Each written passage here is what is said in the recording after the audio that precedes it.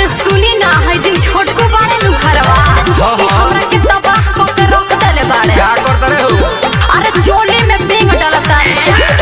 जोहियात गोइल बारो गवना करा के जोहियात गोइल बारो गवना करा के देवरा चुलिए में बेंग डालता जो बन पिया हैंग करता देवरा चुलिए में बेंग डालता जो बन पिया हैंग करता माय गॉड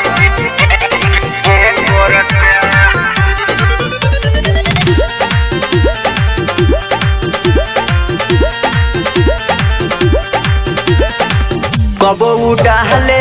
कबो निकाले जाता दिल धर चुअता पहानी टंग बहानी जाता सहरी सर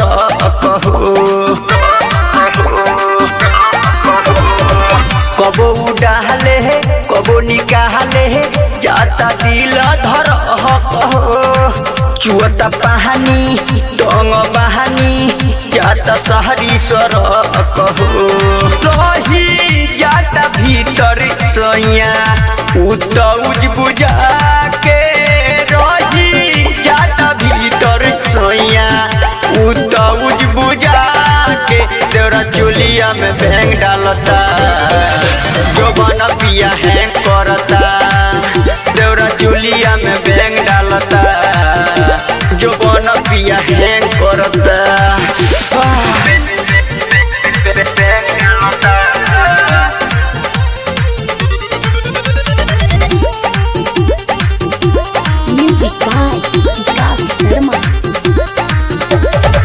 लागेला पाला रहला जाला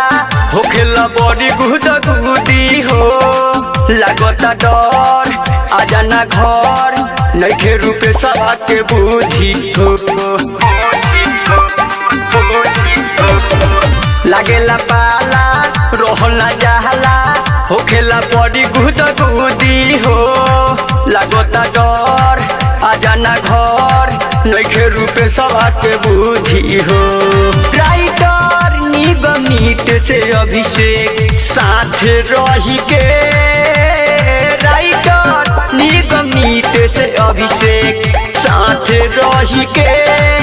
तेरा चुलिए में बैंग डालता जो बन पिया हैंग करता तेरा चुलिए में